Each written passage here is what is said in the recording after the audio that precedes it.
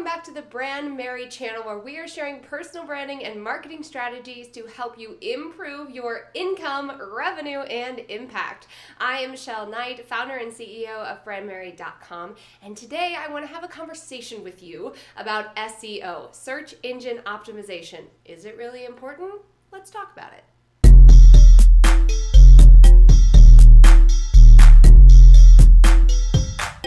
So let's first just break down in everyday terms what SEO is. So it's essentially, as I mentioned, search engine optimization. It means that when you are on search engine platforms like, Google, right? Or even platforms that you might not think about like Pinterest and YouTube, which are also search engines. You can go to those platforms, you can type in questions, you can type in keywords, you can type in a single word, and the algorithm will pull all of the resources that match those terms. And so as a marketer, if you want to show up for people who are searching for those things, you want to make sure that you're paying attention to the SEO in your content. So this is why it's important, and we often talk about SEO on your blogs, SEO on your pages, all of the different SEO. And don't worry, we're going to talk about specifically my 3 areas that I want you to focus on for SEO. But that's essentially what it is. It's giving the algorithm the information that you are sharing on your page so that you show up. And yes, ranking on page 1 is kind of a big deal. Most people don't scroll past page 2 or 3, but even showing up on those early pages, page 1, 2, or 3, can be super beneficial for your business. Obviously, we're all shooting for number 1 on page 1, and we're going to talk about how you can do just that for your industry. So that is essentially what SEO is. Why is it important outside of this idea of, let me show up on page 1, number 1, right? It goes back to what I talked about 2 episodes ago when we talked about the client buying journey. And we talked specifically about the different phases that a customer goes through in the client buying process. We talked about being aware of the problem, understanding the solutions, going out there and looking for, the product or the service that's going to ultimately support them, putting down their credit card and buying, and then the post-process journey. We also broke it down as it relates to content creation. So make sure you go back and you watch that video. That's going to specifically tell you each of those individual pieces so you have a better understanding of the client buying journey. But what I want you to really focus on when we're talking about these 5 phases is that people are coming and finding your content at different phases. Not everyone is going to be coming to you and discovering your brand with a credit card in hand. And not everyone is going to be coming to your brand wondering, what am I supposed to be doing with my life, right? There are a wide variety of different stages that someone, a consumer, might be sitting in at any given time. And that's why SEO can be incredibly powerful, because it allows you to create multiple resources as well as the SEO on your site as a whole to make sure that you are showing up for people at multiple stages of the buying process. So that kind of leads me to one of the most important pieces of the SEO strategy from a stage 4, 5 part of the buying process, aka when someone has their credit card out and is ready to pay somebody or buy a product. And that's the most important page of your website. So we often think of SEO as the blogs that we're creating, and those are valuable. We will talk about those, but when you're really strategic with your SEO strategy, with tip number 1 that I'm about to share with you, one of the most important pages on your website is in fact your homepage. Now, I broke down my 4-part homepage framework for you in last week's video, so make sure you check that out. But a lot of people miss this piece of the puzzle. They start to rank and then they realize, oh crap, everyone's just landing on my homepage, which isn't optimized to actually collect leads or direct people to my offers or send them to resources like my blog. So not only is incorporating SEO important on your website, but also making sure that you have the pieces in place to convert people when they land on your website. And that is some of the things that I teach inside of Brandmerry Academy, specifically on how we can turn that traffic into conversions, into sales. But make sure you watch last week's video where I actually broke down my 4-part home page framework. We've got these pieces in place. We understand the importance of SEO. We've talked about the different platforms that you can utilize SEO on, like Google and Pinterest and YouTube. We've talked about the importance of your homepage. Now let me give you 3 actionable things that you can do within the next 30 days to improve your SEO. Number 1 is making sure that you have your site-wide SEO set up. Now this is where that homepage really comes into play. This is where it becomes really, really important, because when you set your site-wide SEO, when you rank on Google, the traffic is going to go to your homepage. So you want to make sure that your homepage is set up and ready to rock and roll. So what is site-wide SEO? You know, I use Squarespace in my business, and so there's an actual section in Squarespace for site-wide SEO. Kajabi is another tool that I use in my business, and they have a section for site-wide SEO. No matter what platform you're using, there is going to be a section to set up the SEO for your website as a whole. And when you're setting that up, there's something that I want you to think about. I want you to think about those final stages of the buying process. The stage where someone already understands their problem, already understands their solution, they've looked around, they're now wanting to purchase, right? They have that credit card in hand, as we keep talking about.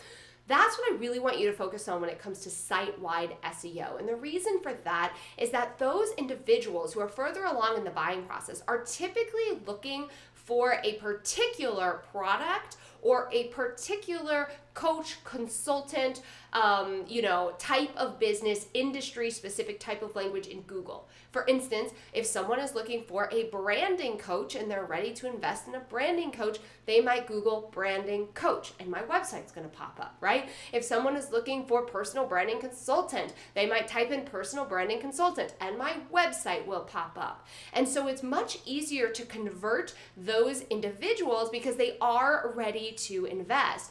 And that's one of the things that I did early on in my business, on accident, by the way, is I optimized my site for my industry specifically and really kind of my niche and what I wanted to be known for. It could be your title, it could be your industry, it could be the particular type of product. Maybe you sell skincare, so it's skincare products, right? Then that is what you really want to focus on for your site-wide. So that will include your site title and your site description. To help boost that as well, you can also use those keywords on your homepage individually as well. So you can also set up SEO on individual pages. I'm not going to go into that entire strategy today. That's something I teach inside of Brandmerry Academy, but it's super easy to figure out what industry you fall into and then implement those pieces onto your site-wide SEO. And it's something that you really get to do, once, and then you could just check back in with it every so often, but you don't have to be updating it constantly. So you all could literally do that this weekend. Now, one small caveat that I'm going to share with you is kind of a mistake that many entrepreneurs make, is they might say, okay, fantastic, this is my title. I'm a unicorn princess coach. And that's what they put for their site title. No one's Googling that, right? And this is where I often say that your titles shouldn't be fluffy. They should be rooted in data, rooted in research. So using some of the tools that I mentioned in a previous video on my favorite marketing tools, Ubersuggest or Keywords Everywhere are great tools that you can use to actually see how much traffic does that particular keyword get. And now, ranking for industry doesn't mean that you need to have like 10,000 or 30,000, searches every single month. It could be as simple as 150 to 500, because again, those people are further along in the buying process, so they are looking for a very, very specific solution to their problem. So number 1 is set up the site-wide SEO. I guarantee you, half of you don't have it set up right now, and if you do, you haven't actually checked to see if your keywords get any traffic. So that's number 1. Number 2 is supporting what you're saying you're known for with additional resources on your website, and that is blogging. So blogging does a few different incredible things for ranking your website. Number one, blogging is an awesome resource. So if someone really wants to get to know you, you want to support them in moving through the buying process, maybe they're right there between, stage 2 and 4, blogging is a great way to showcase your expertise. In addition to that, many people who are at stage 1 of the buying process are just really kind of looking for their problem or looking for solutions to their problem or just trying to get some information about what they are experiencing. And that's where blogging can be incredibly helpful. And if you use SEO on your blog strategically, then your blogs will actually show up in Google search. And this is what we typically think about, right? We're like, okay, I type in content creation and Michelle's blog shows up for content creation strategies, And that is, I would say it's much easier to rank for your site as a whole, which is why that's number 1, than it is to rank individual blog posts. But the more that you get into SEO and the more that you practice utilizing keywords in your headers and optimizing your title, then it is more likely that your blogs will rank on Google. So that's a great way to get in front of people who maybe don't understand that there are solutions to their problem and are just looking for maybe some information and education. And you're able to deliver that in your blog, show up for them on Google, or like we mentioned before, Pinterest or YouTube. Everything that I'm sharing kind of works on all of those different platforms. So making sure that you are creating blog content that supports your ideal customer in their journey. Not to mention, Google loves content that supports what you ultimately say you are doing. So if I say I'm a branding coach and I have a lot of blogs on branding, Google likes that a lot. And they're going to use that, right, to help me show up on their search engine. Not to mention, as I mentioned, other platforms before, Pinterest, right? Pinterest is an SEO platform. So blogging, putting your blog content on your website, sharing it on Pinterest, and making sure it's optimized there as well can help drive consistent traffic to your platform. And many of those individuals on Pinterest are at those beginning stages of the buying process where they're just looking for solutions, and your blog can show up for them. So making sure that you're creating supporting content within your niche, within your industry on your blog, and that's a consistent part of your marketing strategy. And that brings us to number 3. It's one thing to blog.